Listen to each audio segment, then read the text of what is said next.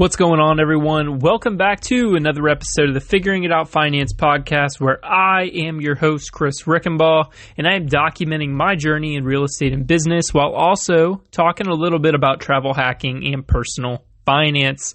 Today's episode is going to be all about where my mindset is and that bigger goals require a different mindset. So I'm going to cover a little bit about why I got into real estate, why limitations lead to innovation, and where I'm at now and where I'm going. So before we hop into all of that, go ahead and check me out on all the social media. So YouTube, Instagram, TikTok at Figuring It Out Finance, and the podcast is available on Spotify, Apple, YouTube, and you can find it all on figuringitoutfinance.com. So today's episode, it's going to be a lot about talking about bigger goals, where my mindset is going into 2025 and the last 2 months here.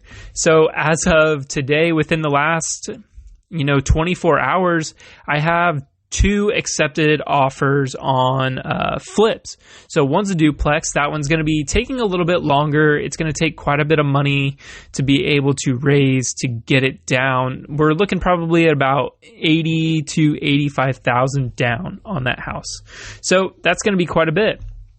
However, I also did get a smaller opportunity under contract and ready to flip. This is going to be probably about a 3 to 4 week project out in Charlotte, and I'm pretty excited. So got the earnest money sent, officially under contract, and ready to get rolling on that here in a couple weeks. So getting all the financing, all the preparation to be able to get closed on that here in a couple weeks before Thanksgiving.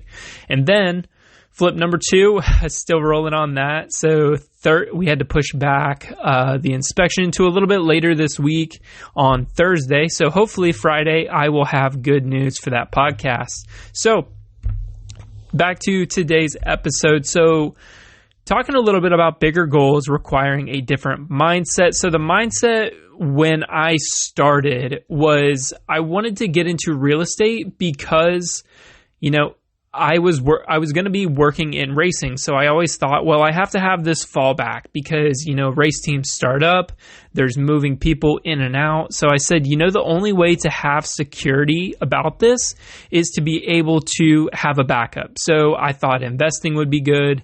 And then, I led down that stocks and, got a little bit of the financial independence people. And then eventually led me to real estate after reading Rich Dad Poor Dad, then getting connected with Bigger Pockets. And then I was listening to their podcasts and it just led me down that road. So I thought, well, if I have a couple of these rentals that pay for my monthly expenses, I can safely work in racing without having to worry about losing a job. So I just wanted that passive income. And then I was single at the time, so it was a lot lower number. But now being married, I want to be able to provide for my family and then be able to give them awesome life experiences that I didn't have. So, that's learning the points and miles game, being able to go to Hawaii, being able to go to St. Louis, heading to Miami here in a couple weeks to be able to watch LeBron play. That one's going to be really exciting, all booked on points. So not really coming out of pocket anything other than what we spend there. But, that was the goal in the beginning. So what got me into real estate was that idea, if I'm working in racing, I need to be able to have something to fall back on in case something shuts down, I get let go. And not too far after that, I did get let go. So, having that real estate, if I started earlier, I had a couple rentals coming out of college, whether they were regular rentals or student rentals, I would have had something to fall back on, but I didn't. And that's where it led me into working for a startup company.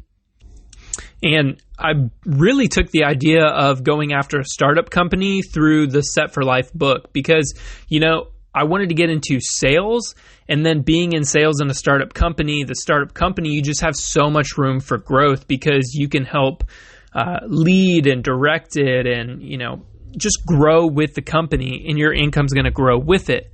So I was with them for about 7 months. And while I was doing my personal renovation on my personal house got the job done, pulled the money out, quit the job, said, all right, I need to go make real money somewhere because I wasn't making enough to be able to support myself, even though I was house hacking. So where this leads into is the different strategies that I had to look at because I had no money coming in, or I had a very little. And it's like, all right, well, if I try to save up, 40, 50,000 to be able to put down on a $200,000 house or buy one house a year, it's going to take forever to be able to, get me out of this job. So the limitations lead to innovation. That's a quote I heard recently on Ryan Pineda's Wealthy Way podcast with Brian Lubin. And I'm really looking forward to joining that group here soon once I cash out on one or two of these houses to be able to just join the bigger group, the bigger mindset, and people who are doing the same exact thing that I am at a really high level.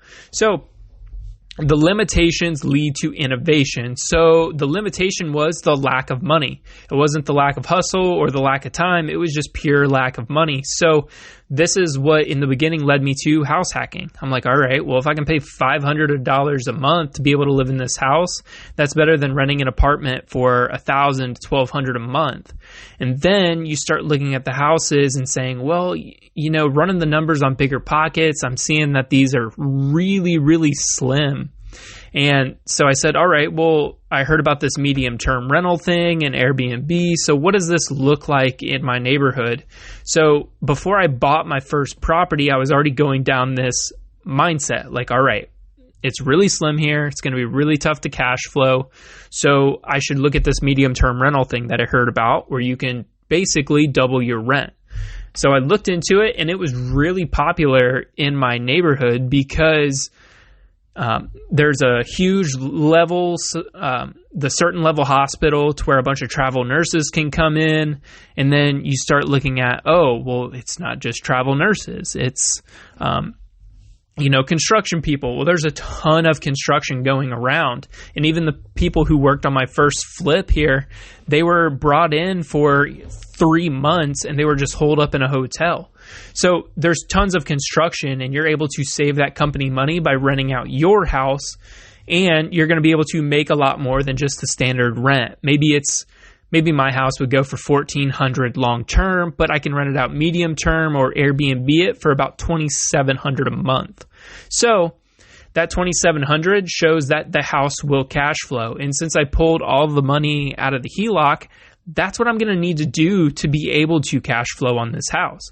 And that just kind of pairs up with Airbnb.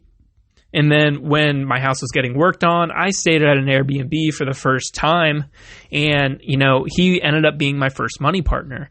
And so that's the way it kind of rolled into getting my first house and looking down the medium term to Airbnb style because I had that limitation of lack of money.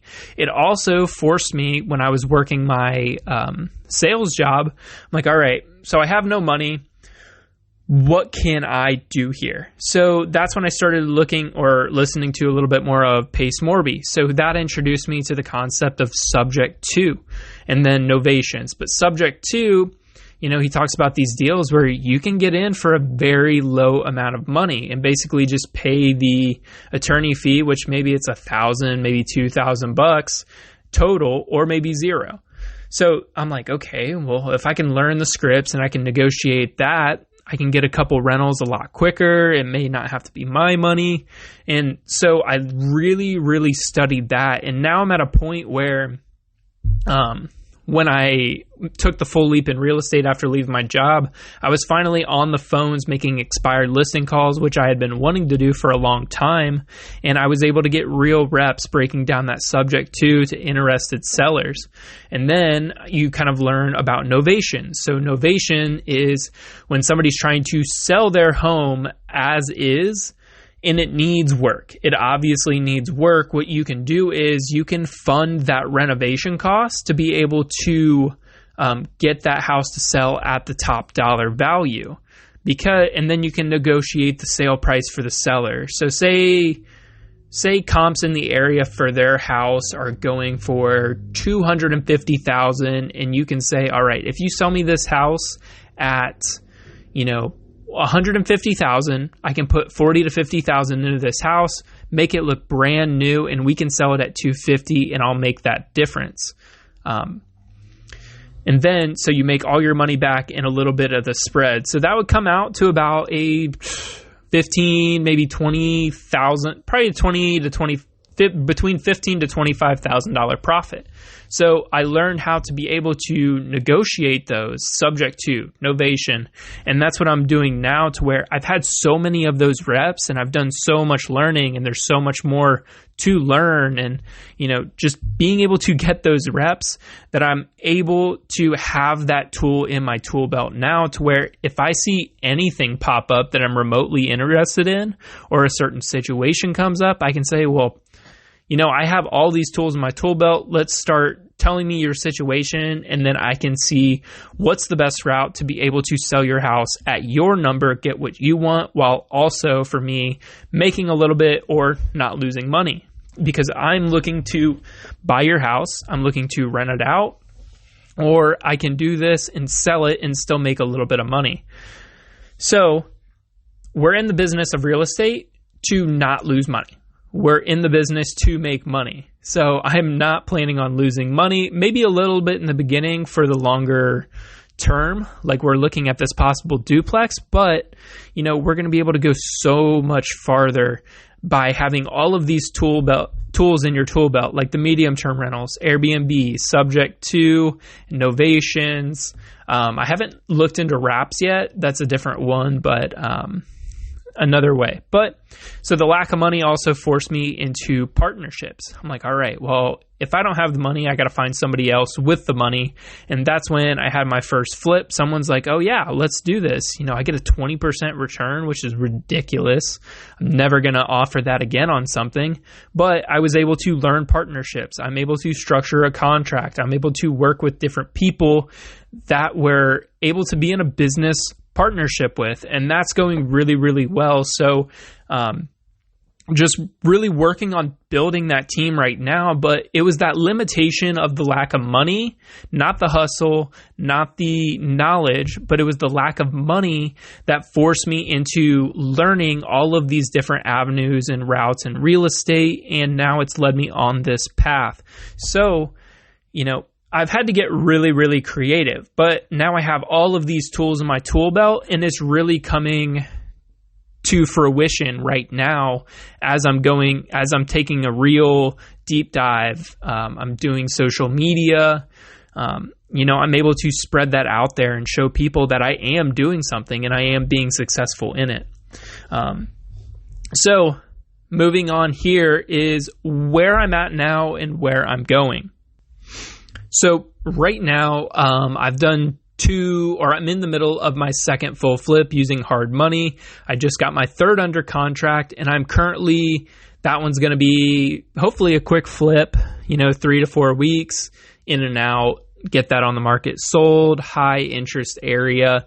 And then, we have a duplex under contract that we're going to be negotiating, probably a 45 to 60 day close. So we have a little bit of time to raise that money, but the biggest thing about that is we're going to be able to house hack it in a really good part of Charlotte. So I'm able to live in one side as soon as we get that done. So I'm going to be paying, a chunk of the mortgage until we finish out that other side, refinance it, and then I can rent out that other side medium term. And then there's a huge backyard that we could possibly look at doing ADUs. And I ran into another guy that does, his buddies have this company called Aduelo that I'm going to be looking into and pricing out to see if that's something we could look at, putting 3 or 4 units in the backyard. So, all of that to say where I'm at now, it's listening to podcasts taught me that $200 to $300 cash flowing rentals is going to take me a really long time to reach financial independence, and that I need to focus on buying and building a business. So that's what I'm doing with the flips. That's money, going out, and it's going to be roughly around a 90 to 120 day turnaround on the cash. And it's like, all right, what can I be doing in the middle? How can I be, getting a little bit in my pocket during these flips and maybe take a little bit less at the end. You know, it's really forcing me into a different mindset. It's like, all right, do I want to acquire these rentals like I thought in the beginning and, you know, be cash flowing $200 to $300? That's going to take so long. So why don't I flip this house, make 15 to 20 grand? That's going to help me go a lot farther, because the 15, say I cash out in 90 days and I make 15,000 off of it. That's going to be $5,000 a month. That's way better than a normal W-2 job. And then if I cash out on this current flip and make 45,000 like it's projected, that's going to be 9,000 a month if we get it sold in 5 months. You know, that's awesome. And that's exactly what I'm looking for. So why am I working these jobs to, you know, I have to bust my butt. I have to be in there 9 to 5 and maybe earn 3,000 to 4,000 a month if I'm doing really, really well. And then, you know, just keep trading my time, and then I'll have money coming in, but I won't have any time to be able to spend with my family. So being able to build this business while I'm young and make 15,000 on a flip and then equal out to 4,000 to 5,000 a month, like, that makes way more sense to me than being able to, you know, just save all of this, you know, save $50,000 to $80,000 to be able to buy one house that cash flows at the most 500. You know, medium term, you may be able to get a little bit more, but that's going to take so long to save that chunk of money to where I'm in it now. I'm making bigger chunks of money and I'm going to be able to move a lot faster and then just have the lifestyle that I want. So one of the best quotes that I've heard recently on this entire mindset and what really shifted me, it comes from Ryan Pineda. And Ryan Pineda and Brian Lubin, if you haven't listened to that episode lately, go check it out. It dropped just last week on the Wealthy Way podcast. But his quote is, if you're broke, then why are you not trying everything you can to better your position? Like, you have nothing to lose. And, you know, the position he was in, you can listen to his story about how he was playing baseball for like 12 grand a year. And then he started flipping couches. Then he started flipping houses. Now he's doing social media and he's doing really, really, really well. And so is Brian Lubin. And I am following exactly what these guys are telling me. They're kind of like the mentors that I've never met. I'm listening to their podcasts. I'm doing what they tell me, whether it's social media, whether it's flipping couches, all the way to the mindset that I need to have to be able to be successful. So these are the people that I'm listening to. And, you know, it's going to pay off here very, very shortly. And I'm starting to see that roll forward, as I couldn't imagine, you know, 6 months ago having 2 flips under contract while another one's going on. That's 3 projects. That's a lot of money to raise. And now I'm starting to be able to build that skill set to where I can do this. You know, I've done the mental work to be able to handle this, you know, going through the credit cards to be able to do that. You know, that would scare 99% of people away. But if I'm broke, what do I have to lose? You know, I'm not putting myself in a terrible position. You know, this is how this is going to get paid off. Here's what I'm putting down. And then we're going to be able to figure it out. Like, I am not worried about that part one bit, you know, because I pretty much have nothing to lose. You know, my worst case scenario is everybody's reality, working at 9 to 5. So I'm not worried about it. You know, I need to be able to keep growing this business and then, you know, just keep going after it. So overall, that is where my mindset is at going into 2025 here, because I have bigger goals. I want to be able to live out in Hawaii. And right now it's just getting through this first part of if you know the flywheel effect, where you just have to push so hard at the beginning. And then once you start moving it a little bit, you can move it a little more and a little more and a little more until it's spinning faster and faster and faster. And I'm just in that beginning part right now learning. And this is the mindset that I have to have, because it's going to pay off here very soon. And I'm super excited to see it and super pumped for these next couple projects, finishing up this one. So you can stay tuned to that, because I'm going to document it all here. I'm going to start bringing people on the podcast to talk a little bit about what's going on in our market, in the Charlotte market, local people, and then hopefully grow into bigger guests to be able to interview on here. So I appreciate you tuning in. Keep following me everywhere: Instagram, TikTok, Spotify, YouTube, Apple Podcasts, and figuringitoutfinance.com for my whole story, as I'm documenting it all right here on the Figuring It Out Finance podcast. So thank you for tuning in, and I'll see you on Friday, hopefully with some really fun news.